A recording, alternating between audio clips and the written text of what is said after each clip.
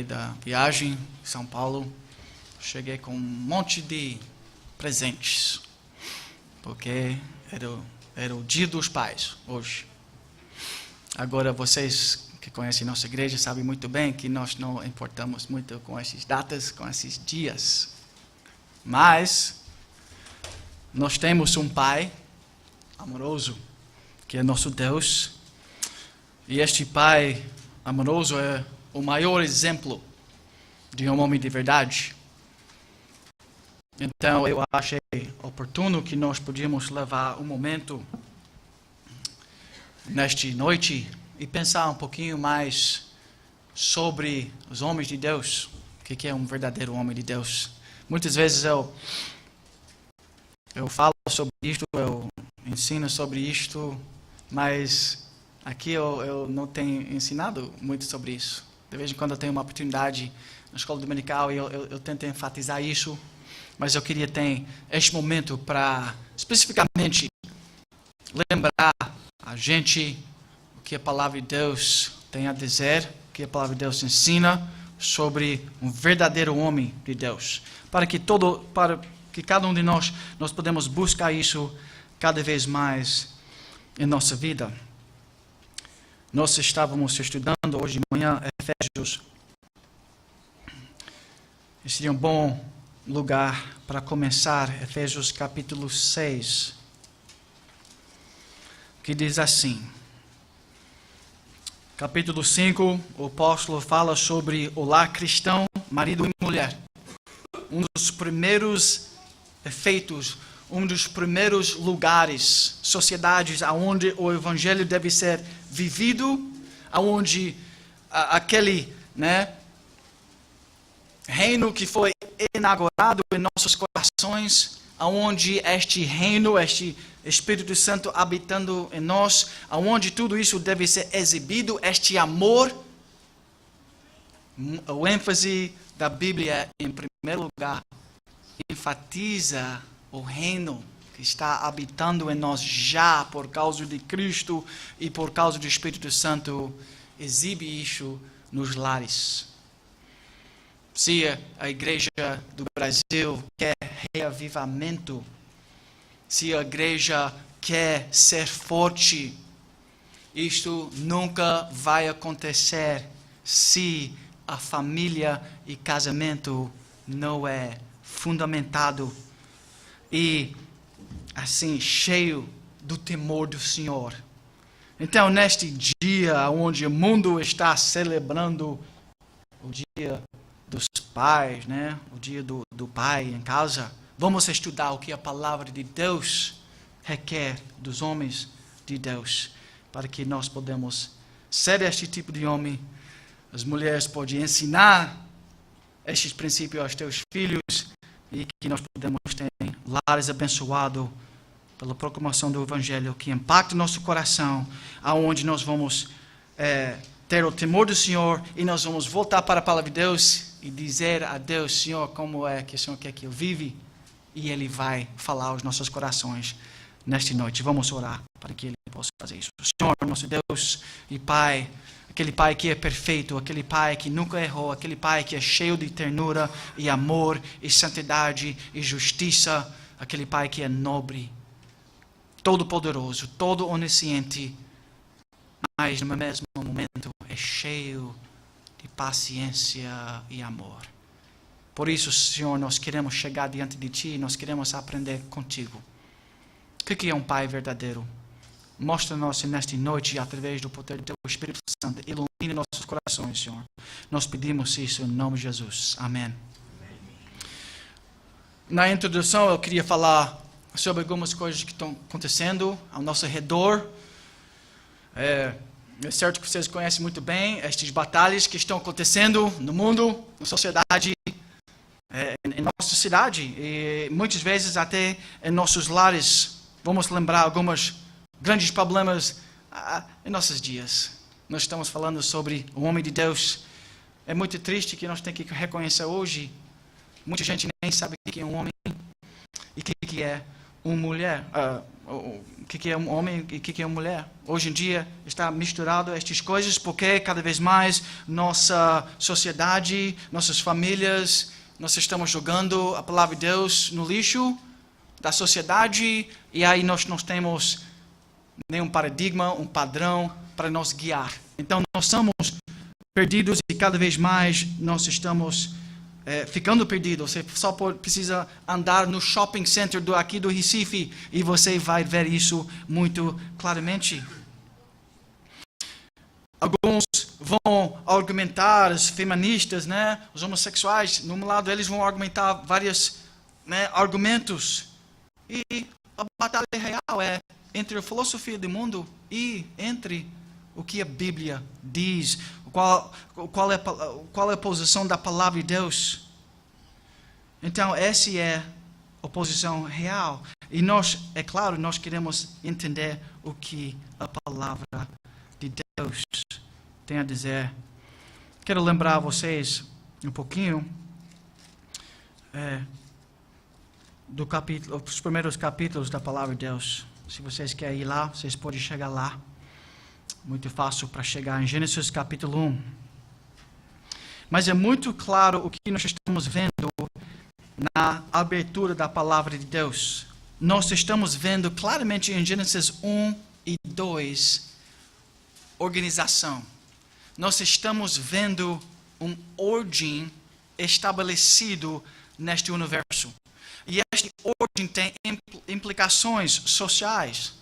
Por exemplo, tem implicações sobre masculinidade bíblica e feminilidade. Deus criou homem com certas responsabilidades e ele criou mulher e ele criou casamento e ele colocou ordem. Ele colocou ordem, a lua para guiar a noite e o sol para guiar o dia. Então, o mundo natural, físico tem ordem, mas também o mundo moral, ética, social também tem uma ordem. E é nosso papel como filhos de Deus ir à palavra dele e ver esta ordem e tentar conformar nossas vidas a esta ordem criada. Há uma lei de Deus que está ali colocado. E nós devemos seguir esta lei. Provérbios capítulo 3, versículo 19 diz assim: o Senhor com sabedoria fundou a terra. Quando ele criou homem e mulher, quando ele criou o casamento, ele estabeleceu uma ordem ali. Com inteligência estabeleceu os céus. Vendo isso, um comentarista diz estas palavras: a ordem da criação é moral e não apenas material. A ordem da criação se estende além de simplesmente mundo material e físico, aonde o que nós vemos em Gênesis capítulo 1, e inclui no seu âmbito as dimensões morais, quer dizer, obediência, inclui as dimensões psicológicas, antropológicas. Nós somos feitos na imagem de Deus, nós sabemos quem é homem, exatamente quem é homem. Nós temos implicações sociais aqui, casamento e família. E tudo isso é muito importante para a igreja, para nós seguir, conhecer bem e honrar.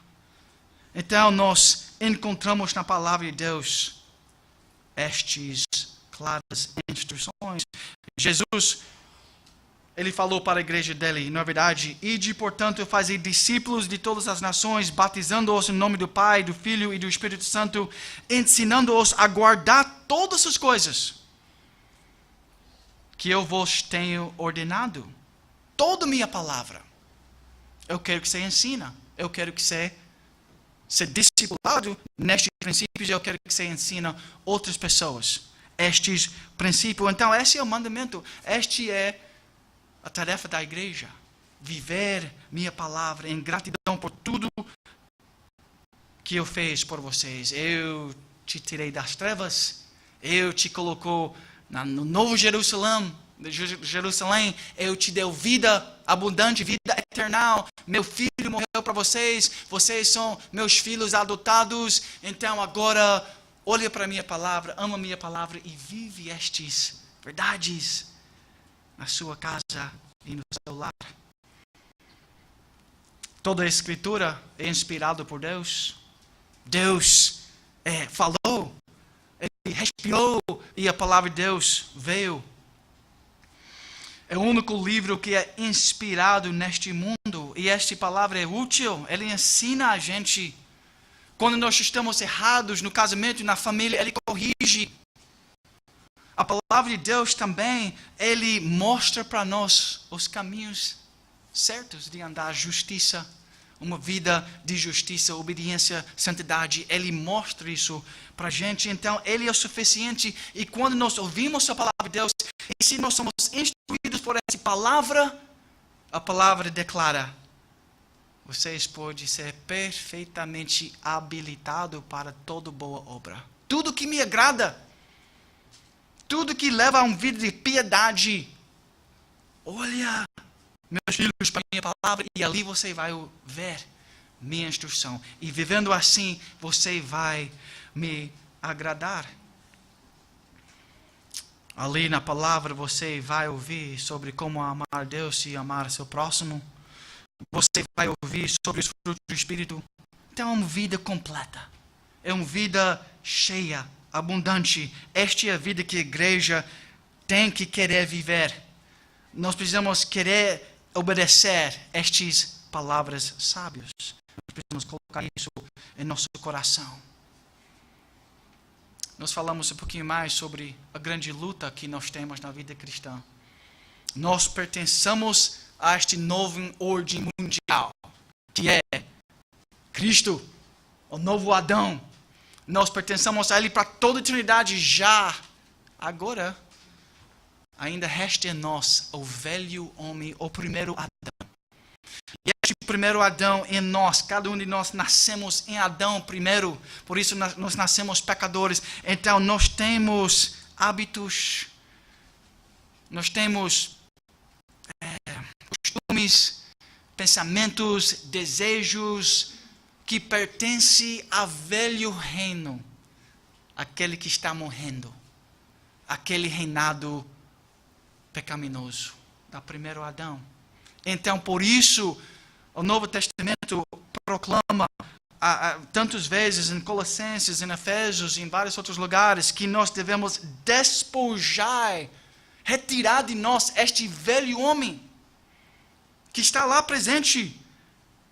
E nós devemos renovar no espírito do vosso entendimento. Nós devemos colocar outros princípios, outros preceitos, os pensamentos de Deus, a palavra de Deus, em nossa mente, nossa alma, nosso coração.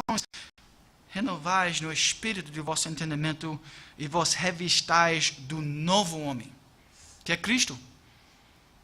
Este é o homem que nós queremos ver crescendo em nós, porque nós fazemos parte dele. Nós somos unidos a Ele em Cristo, em Cristo, em Cristo, repetido para o povo de Deus várias vezes, centenas de vezes no Novo Testamento.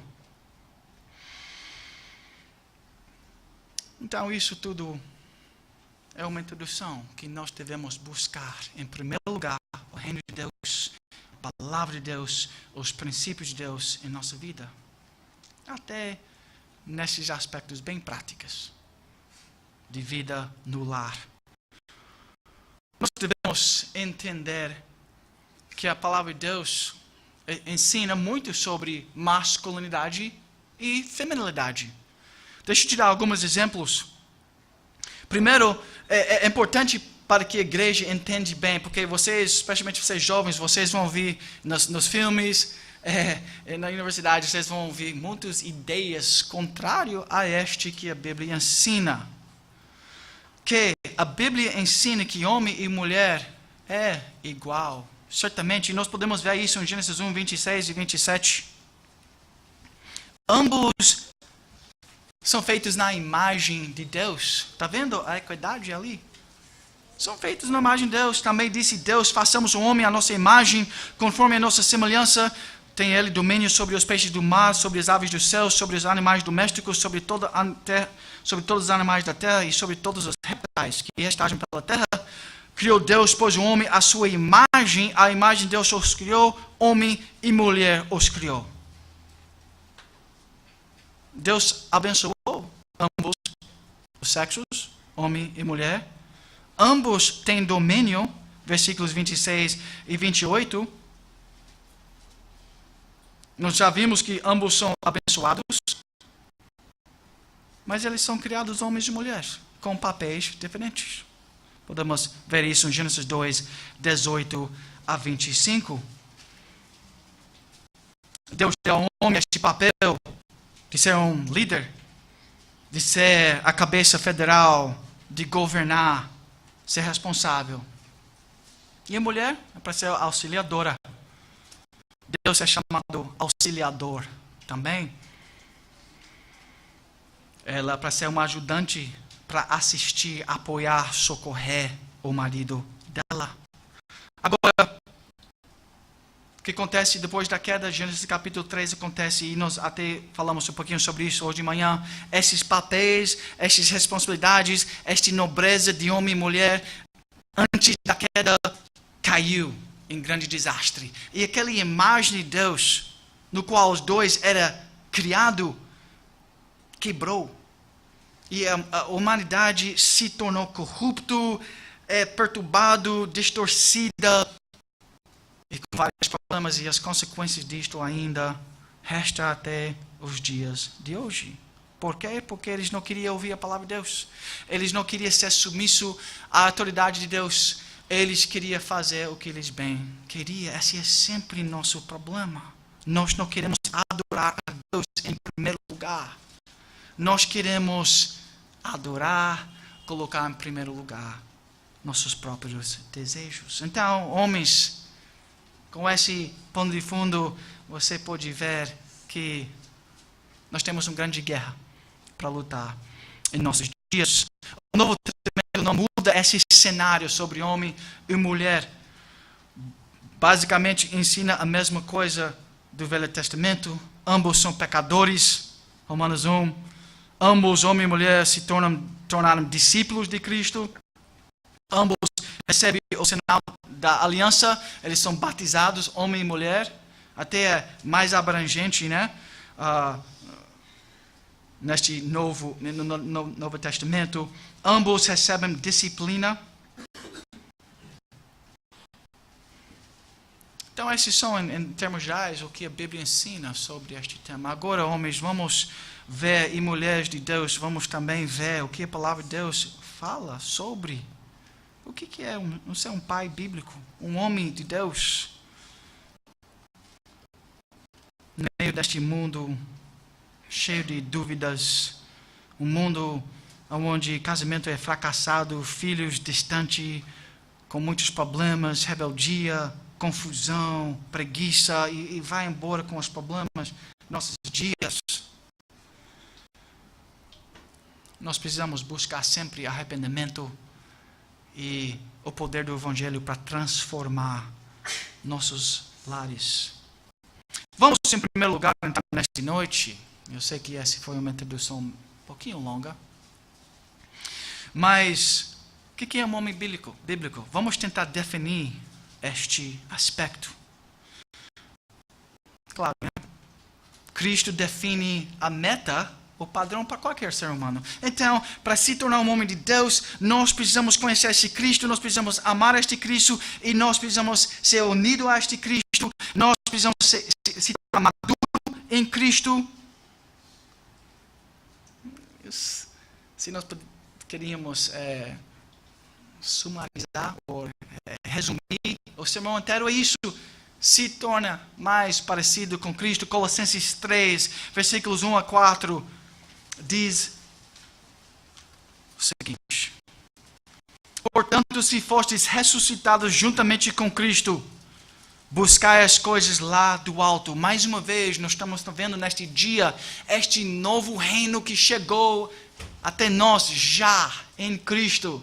Se fostes ressuscitados juntamente com Cristo, eu não sou nenhum mestre da gramática, mas me parece que isso é no passado. Se fostes ressuscitados juntamente com Cristo, já aconteceu. Buscai as coisas lá do alto, as coisas do céu, o reino de Deus, a glória de Deus. Tudo que Deus é, buscai as coisas lá do alto. aonde Cristo está, vive, aonde Ele vive, assentado à direita de Deus.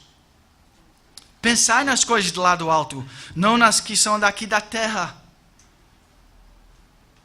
porque morrestes, e a vossa vida está oculta juntamente com Cristo em Deus. Olha a união com Cristo aqui, homens, e também isso é totalmente válido para as mulheres. União com Cristo. Por isso nós pensamos nas coisas lá do alto, porque Cristo está lá.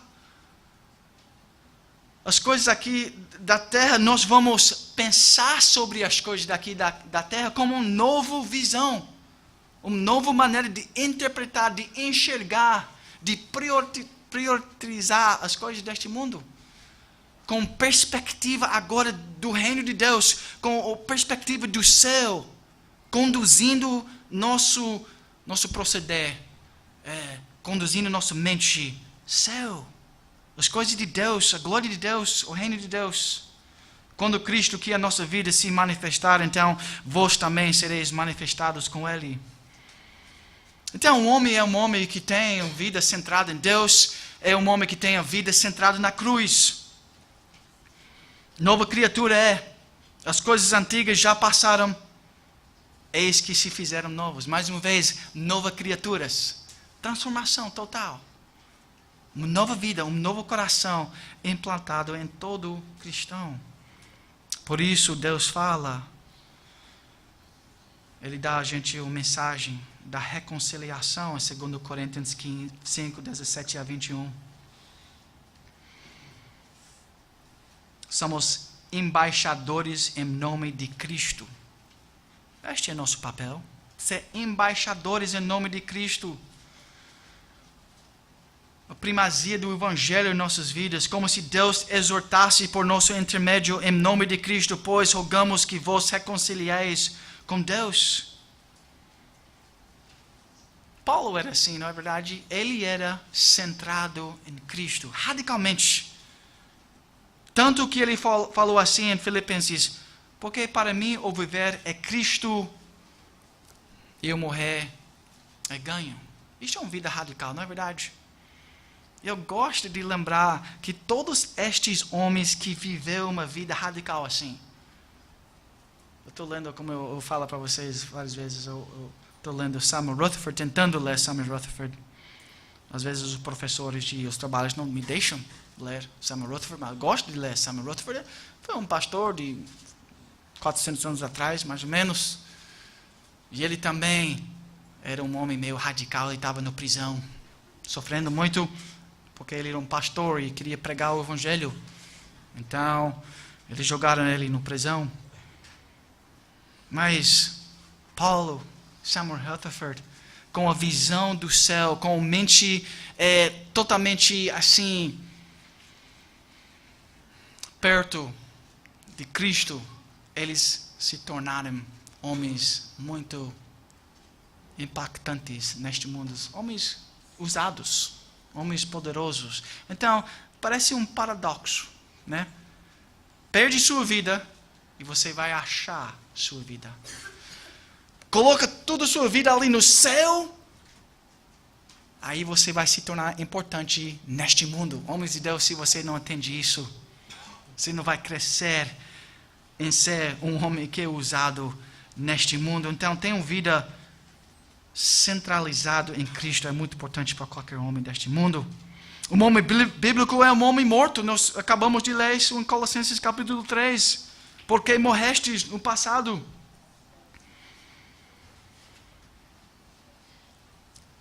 Isso é forte, não é verdade? Morrer. Você já tem meditado sobre isso? O que é morrer? Morrestes.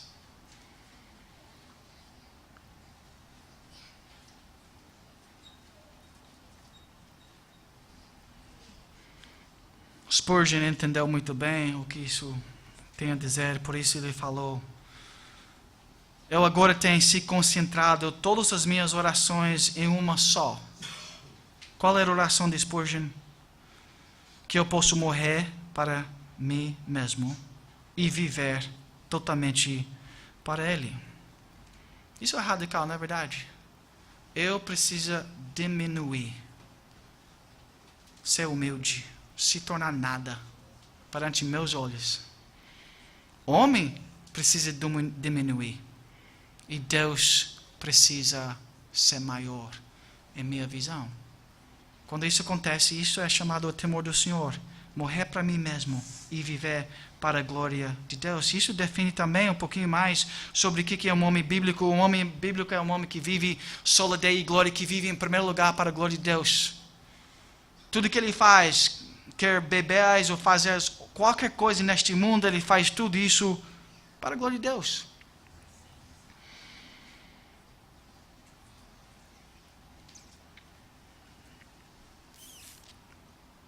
Só mais nesta primeira parte, definindo o que é um homem bíblico. Um homem bíblico é um homem que adora a Deus acima de tudo.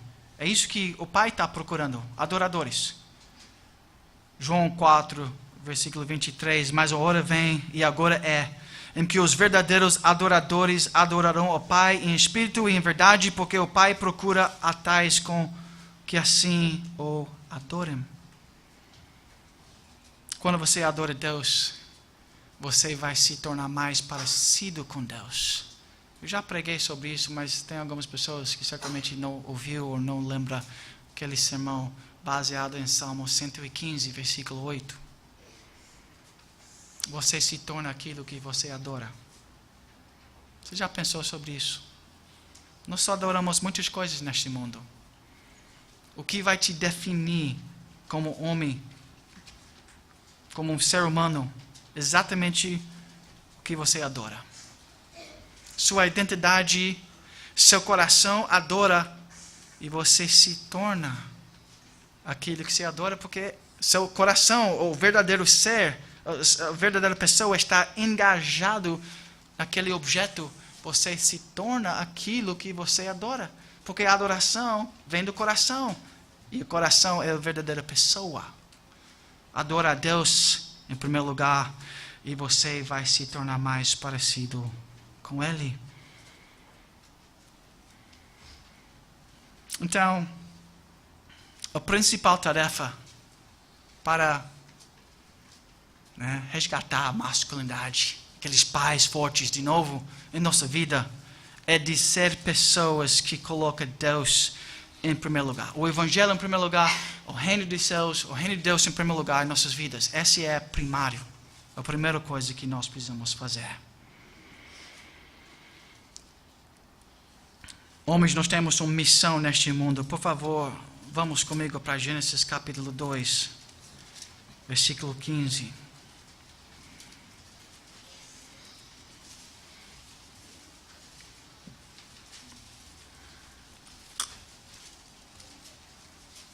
Eu não sabia a implicação deste versículo para a masculinidade bíblica quando eu era criança.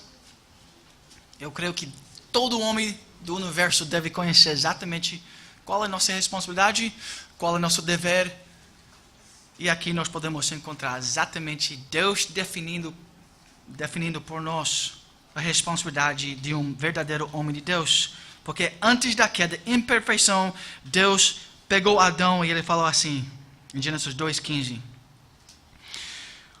Tomou, pois, o Senhor Deus ao homem e colocou no jardim do Éden para o cultivar e o guardar.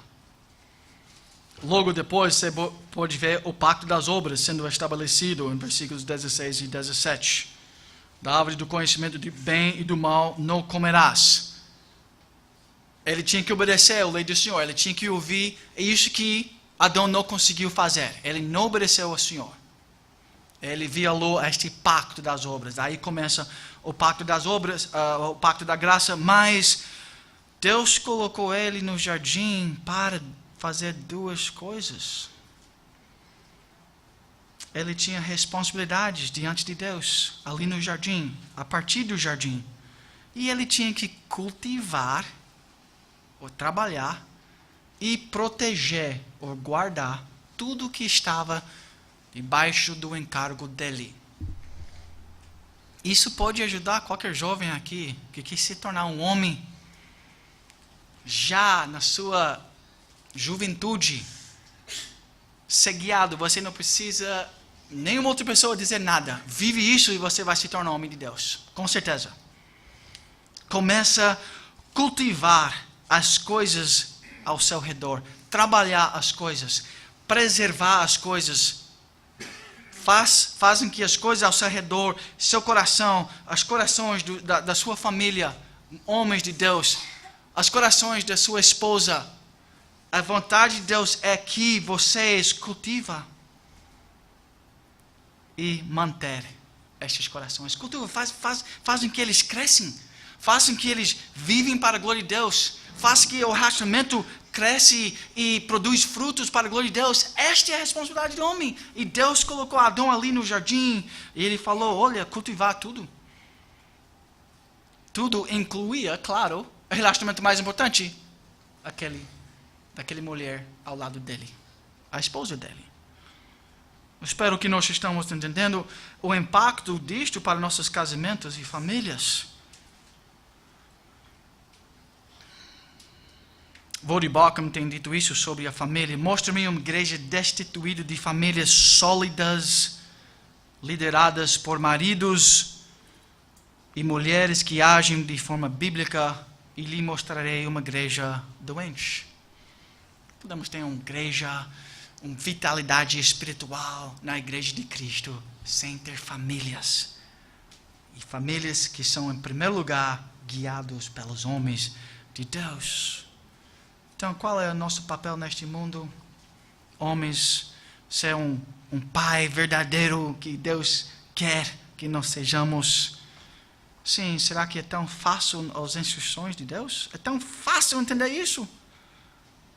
Temos que nos dedicar ao trabalho, construção, manutenção e proteção de tudo colocado em nosso encargo. Isso vai incluir algumas coisas, na verdade, que nós vamos orar por nossas famílias. Você vai orar com sua esposa. Você vai ajudar sua esposa e a família, todas as áreas e tarefas da vida. Você vai ser ativo na disciplina dos seus filhos. Você vai proteger a família. Você vai proteger a pureza dos seus filhos no casamento, namoro. Você vai instruir eles nessas coisas. Você vai proteger o coração deles em cima de tudo, porque o bom pai ali em Provérbios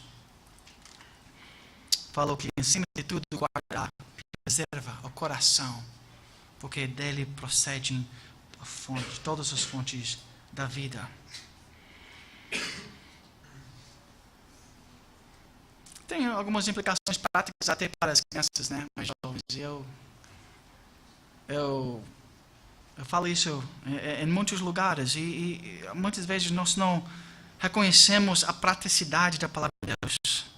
Hoje, já, a maneira que você fala ali na sua casa, jovens.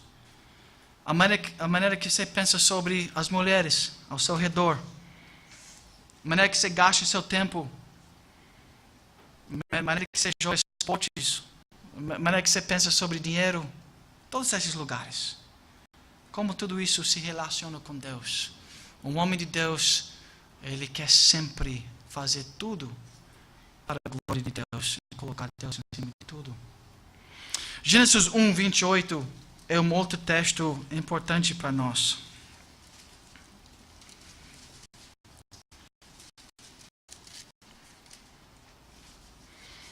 E Deus os abençoou e lhe disse: sede fecundos, multiplicai-vos, enchei a terra e sujeitai-o, dominai sobre os peixes do mar, sobre as aves dos céus e sobre todo animal que restaja pela terra. Dominai. Você é um líder. Mas você é um líder que também é um servo. Adão, você é um assistente de Deus aqui na terra. Você é um vice-regente. Deus é o grande rei. E Adão, você também tem que reinar. Você tem que controlar. Você tem que dominar as coisas. Então, ele é um senhor e também ele é um servo. Esses dois aspectos definem um homem de Deus. Um senhor e um servo no mesmo momento. Cristo era o grande rei, não é verdade? Ele é profeta, ele era sacerdote. E ele fala para o homem, você também tem que ser um rei. Você tem que dominar sobre as coisas. Você tem que levar sua família em oração como os sacerdotes faziam. E você precisa proclamar como os profetas a palavra de Deus. Essa é a nossa responsabilidade como homens. O homem bíblico é um homem de liderança, então. Ele é um líder e ele é responsável por tudo que acontece ao redor dele. Nós falamos um pouquinho sobre isso na escola dominical hoje. Nós podemos ver este princípio claramente ensinado na palavra de Deus. Que Adão foi o primeiro criado. Adão é o representante da raça humana. 1 Coríntios 15, 22. Quando Eva pecou, o comentário sobre isto, Paulino, sobre aquela queda era assim: em Adão todos morrem. Responsável é o homem por isso. Adão deu o nome à mulher. Então ele tem a responsabilidade primária. Depois da queda, Deus chega ali e ele fala para a família de Deus. Né? Ele fala, olha, Adão, onde você está? Eu espero que nós estamos vendo, né, que ser um senhor e um servo não tem nada a ver com, muitas vezes, com o que o mundo proclama. O mundo proclama que o homem pode fazer o que ele bem quiser. Mas isso não é visão bíblica.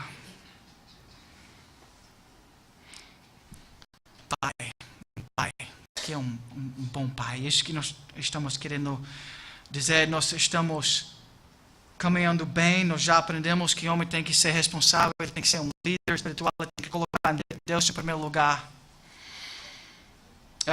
Agora eu gosto de falar alguns outros aspectos sobre um pai de família neste momento. Algumas tarefas ou algumas responsabilidades que nós devemos lembrar. Ensina, em primeiro lugar, a Bíblia para a sua família.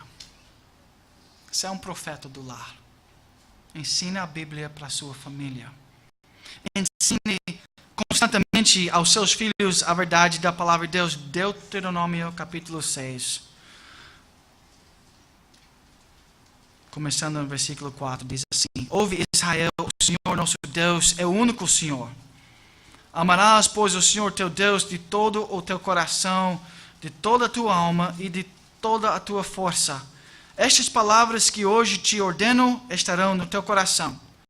Tu as inculcarás a teus filhos e deles falarás assentado em tua casa e andando pelo caminho e ao deitar-te e ao levantar-te. Também as atarás como sinal na tua mão e te serão por frontal entre os olhos e as escreverás nas umbrais de tua casa e nas tuas portas. A centralidade do lei do Senhor, da palavra de Deus na vida da família e a responsabilidade do pai. Ouve Israel, o Senhor nosso Deus. A família é muito importante, na verdade, na história da redenção. Quando nós olhamos para essa palavra de Deus, olha a importância que Deus coloca na família. Eu quero lembrar a vocês uma passagem em Gênesis capítulo 18, versículos 13. Vocês vão lembrar a história. Lembra aquela história de Abraão e a esposa dele, Sara? E aqueles 3 homens chegaram para Abraão e eles falou assim: será verdade que darei ainda à luz sendo velha? Eles falou para ele: você vai produzir uma criança, você vai nascer, vai ser um filho. E ela não acreditou.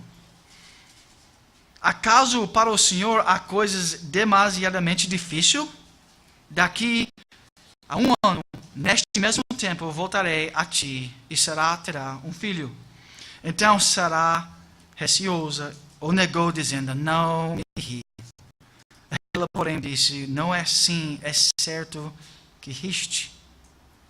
Versículo 16. Tendo-se levantado dali aqueles homens, olharam para Sodoma e Abraão ia com eles para os encaminhar. Disse o Senhor: ocultarei a Abraão o que estou para fazer, visto que Abraão certamente virá a ser um grande e poderoso nação, e nele serão benditas todas as nações da terra. Por quê? O que Deus queria? Porque eu o escolhi para que ordene a seus filhos e a sua casa depois dele, a fim de que guardem o caminho do Senhor e praticam a justiça e o juízo, para que o Senhor faça ver sobre Abraão o que tem falado a seu respeito. Família, né? Tão enfatizado ao longo da história da redenção em vários lugares. A família é importante para Deus.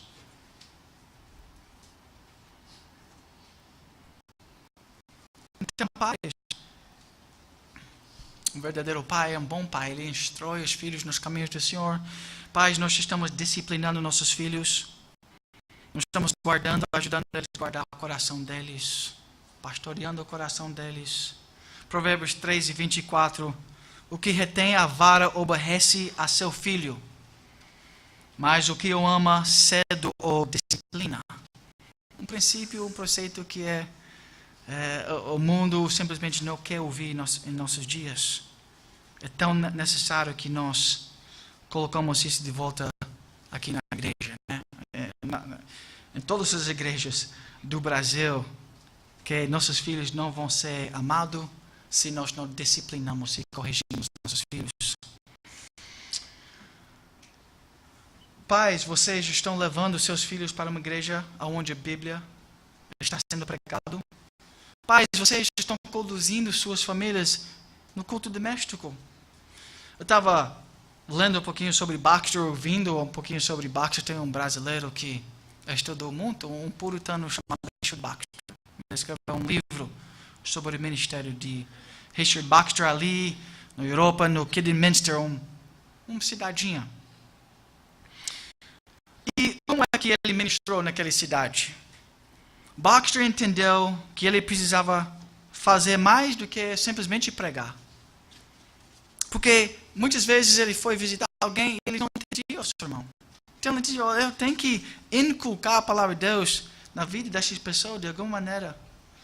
Então ele pegou o catequismo e ele começou a ir casa em casa e falou sobre as doutrinas que ali estavam. E ele começou o ministério dele falando aos pais das famílias, aos chefes da família.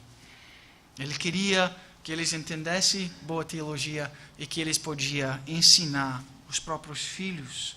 Então isso se tornou um hábito no ministério dele. Ele pegou alguns ajudantes, os presbíteros, aqueles que estavam sendo treinados para o ministério, e eles também visitavam essas pessoas. 100 anos depois, um pastor, George Whitefield, quando ele chegou naquela área da Europa, ele falou: nós ainda podemos cheirar o ministério de Richard Baxter. Tão impactante era aquele ministério. É uma maneira de, qual é a palavra? Revitalizar a igreja. Nós precisamos alcançar as famílias e homens. Isso começa, mais uma vez, com vocês. Então, encoraje sua família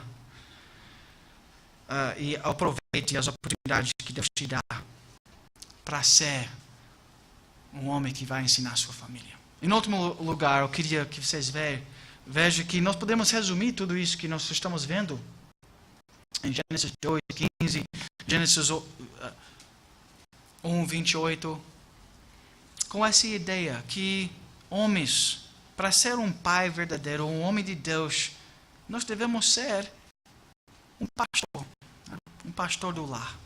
Pensa sobre você mesmo como um pastor do lar, aquele que vai, proclamar a palavra de Deus, aquele que vai cuidar, aquele que vai proteger, aquele que vai ser um líder, aquele que vai levar a família na oração, aquele que vai disciplinar os filhos, aquele que vai amar, proteger. Tudo isso é exatamente o que um pastor faz. E homens, se nós não fazemos isso no lar, Jesus diz assim: vocês vão cair Pois está escrito: ferirei o pastor e as ovelhas se dispersarão.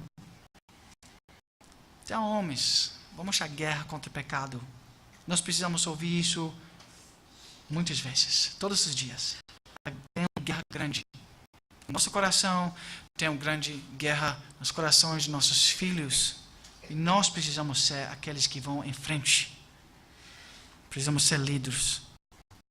Nós precisamos renovar a mente e ver que a família inteira está renovando a mente.